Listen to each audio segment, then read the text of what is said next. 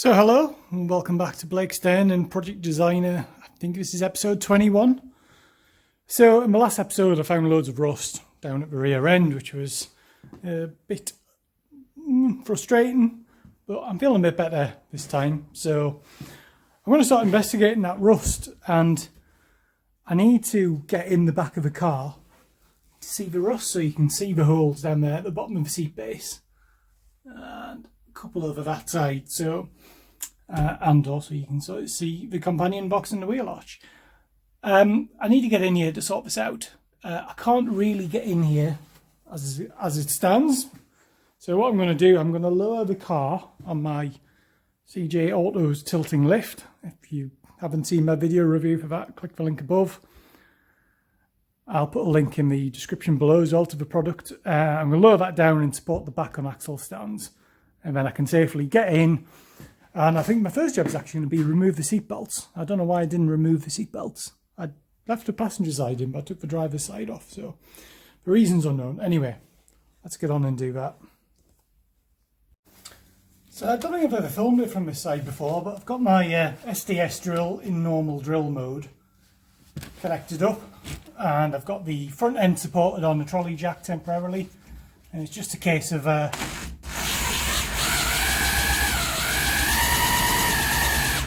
keep doing that till you get it the height you want, really.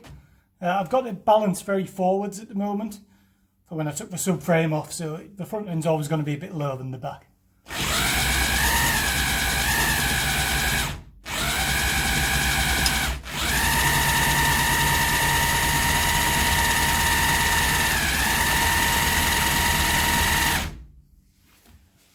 think that's a bit better height. So the car's down and safely supported now, and whipped out the seat belts, and a quick Blake Stern top tip. I've bagged them up and I've labelled the bags exactly what they are, and in that is all the bolts and the washers and spacers and everything like that, and then all of that stuff gets stored either in that cupboard or in the car. So like you, I watch many YouTube videos, and my friend Nitro Sylvia on his channel, he just has bits everywhere, all over the garage floor, and his garden, his workshop, everywhere. I just can't work like that. So yeah, I should be able to find everything when it goes back together. So pokage is complete with a variety of a scraper and a old screwdriver, and yeah, there's quite a lot of holes down there. Quite a big area, really. It needs repairing.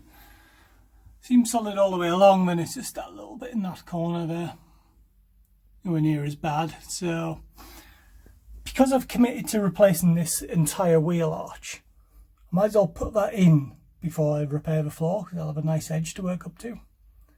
So on that basis, I think I will actually tackle that side first and then that companion box at the same time, and yeah, try to work out a way to patch that hole.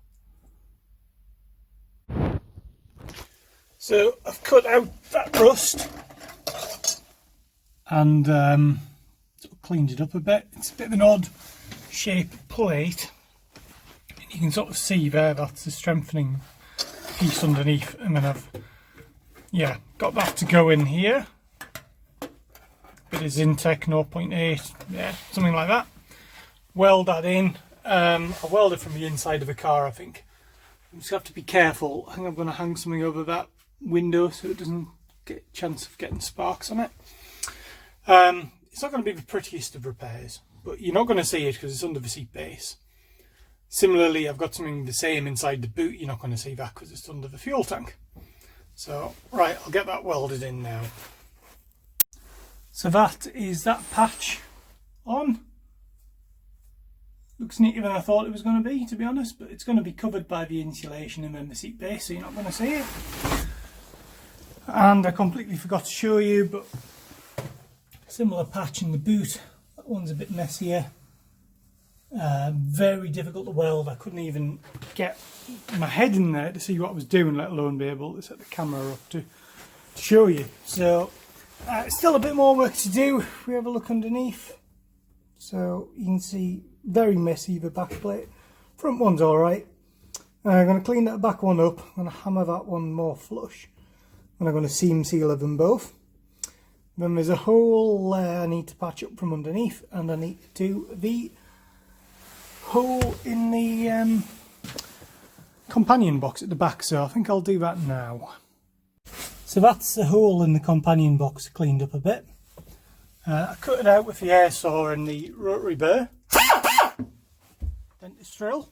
I then cut a bit of .8 Zintec, oversized, gonna go over it like that, weld all around, job's a good one. Again, you don't see that from the inside because it's covered up by the sort of companion box liner, and then after I've done that I'm going to jack it up and sort it out underneath, hammer it all flat, seal it and make it look pretty. Well, that's that welded on, bit messy but solid. So yeah, not much to report really, it went fairly straightforward. I'll show you what's happening underneath the car now. So I've just lifted the car up a bit so you can see what's going on. So that's that big strengthening plate all cleaned up. Welded on here, I've got a little hole there I need to fill. That's the plate I did for the seat base. That's an extra little plate I put on because there's a hole there, and then you can just see down here the companion box. So after I've filled in that hole and just put a bit more weld on this, I'm going to seam sealer it all, so it should be nice and tightly sealed. So I've used my Sticks All Extreme Power because it sticks all, and yeah, I've just sort of seam sealed around there. Just try to stop any moisture getting in. A tiny bit of mist in that corner. And the same down by the companion box down that end as well. So it looks messy, but you got to bear in mind the subframes there, you're never going to see that, and I don't want it rusting again. The rest of the floor I still need to rust, treat and paint, and then all those plates I've welded on will be painted over with some sort of hardware and paint. So yeah, progress. Well, I think that's a good place to leave it now for that video. If you liked it, remember to press the like button, remember to comment, remember to subscribe to get notified of all the new videos. It doesn't cost you anything to subscribe. I think in the next video I'm going to do this. So this is a Heritage wheel arch, and I think I'm going to cut the old one out and see if I can get that in. Not sure if it's going to be 1 or 2 videos, that one. Depends how easy the old one comes out. So that's something for you to look forward to. Not sure when I'll start that, but hopefully soon. So yeah, thanks again for watching. Thank you for everybody who enjoys my videos and comments, and all the subscribers out there. I think 360 subscribers now, which is amazing that 360 people want to watch me mess about in the garage. Hashtag not a professional, remember that.